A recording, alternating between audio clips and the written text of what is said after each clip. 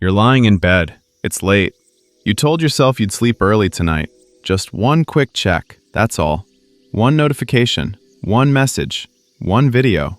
And then, somehow, it's 1:47 a.m. You don't remember most of what you watched. You don't feel entertained. You don't feel happier. You don't feel smarter. Just tired. Tomorrow morning you'll wake up exhausted. You'll promise yourself you'll do better. And tomorrow night, there's a good chance you'll do the exact same thing again. Now here's the strange part. You already know social media wastes your time. You already know it's affecting your focus. You already know it's making it harder to concentrate. And yet, you keep opening it. Why?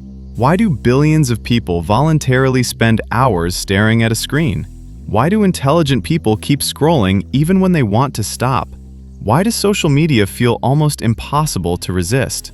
Most people think the answer is addiction, but that's not the full story. Because what if I told you social media isn't addictive because it's entertaining? What if I told you the real reason goes back tens of thousands of years, long before phones, long before the internet, long before civilization itself? What if the problem isn't your willpower? What if the problem is that your brain was never designed for a world like this? And if that's true, then understanding social media means understanding something much bigger. It means understanding yourself. Let's go deeper. Imagine you're alive 50,000 years ago. No phones, no internet, no notifications, no screens, just survival. Every day your life depends on information. Where is food? Where is water? Where are predators? Who can be trusted? Who cannot? The people who paid attention survived.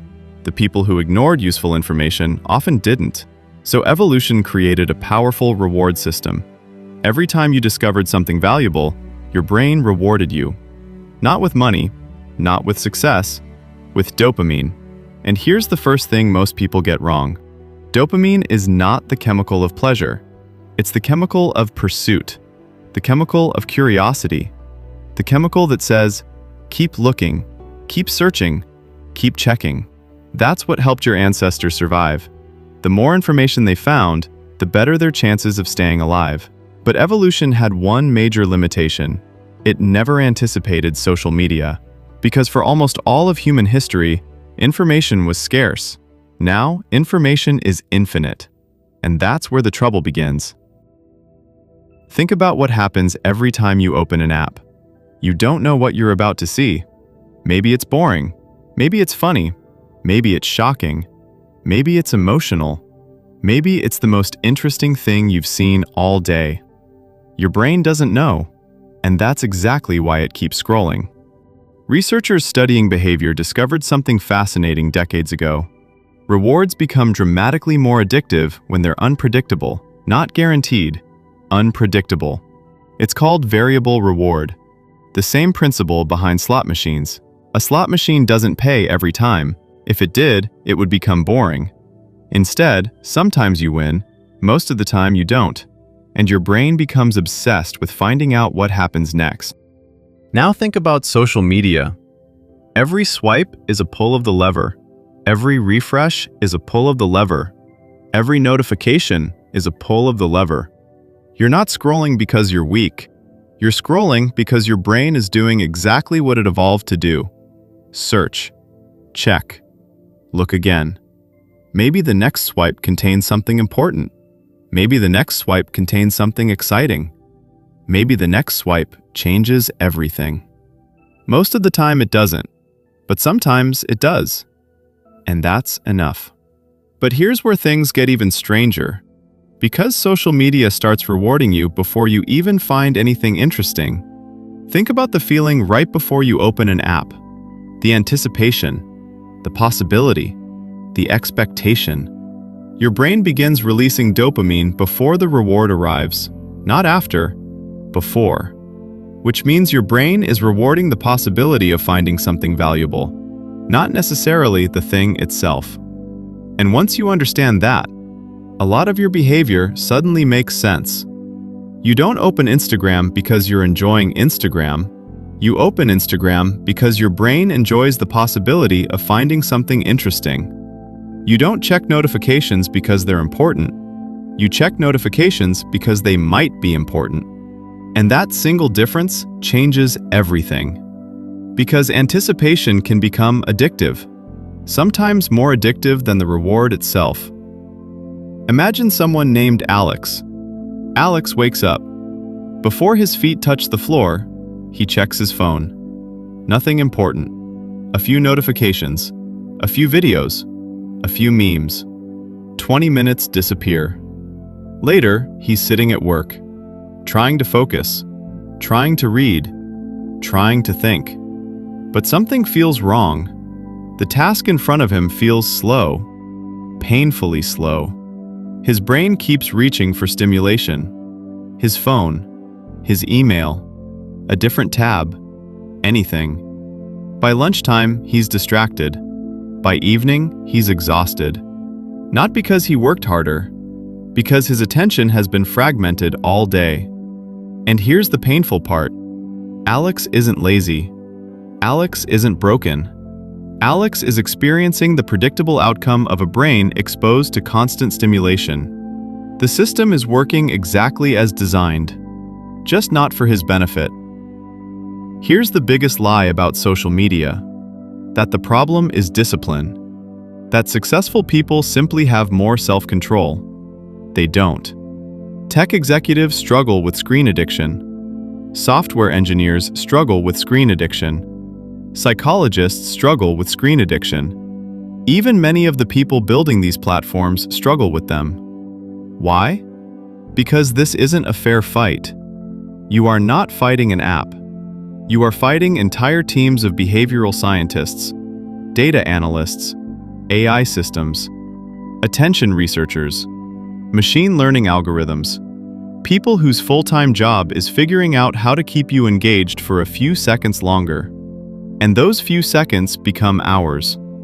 Every design choice matters. The notifications, the infinite scroll, the autoplay, the recommendations, the streaks, the likes, the endless feed. None of those features exist by accident. They exist because they work. And every year they become more effective, not at making you happy, at keeping you engaged. Those are not the same thing. But here's the part nobody talks about, the truly dangerous part.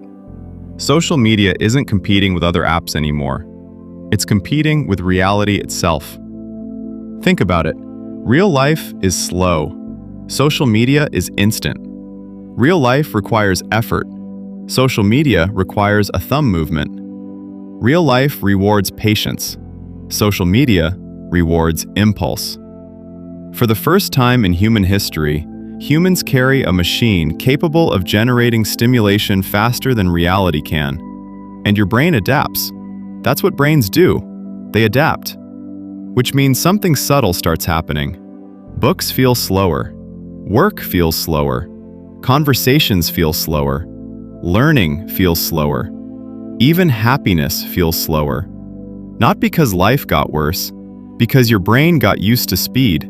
The same way your eyes struggle when you walk out of a bright room into darkness. Your expectations changed. And once expectations change, everything feels different. Which brings us to the biggest twist in this entire story.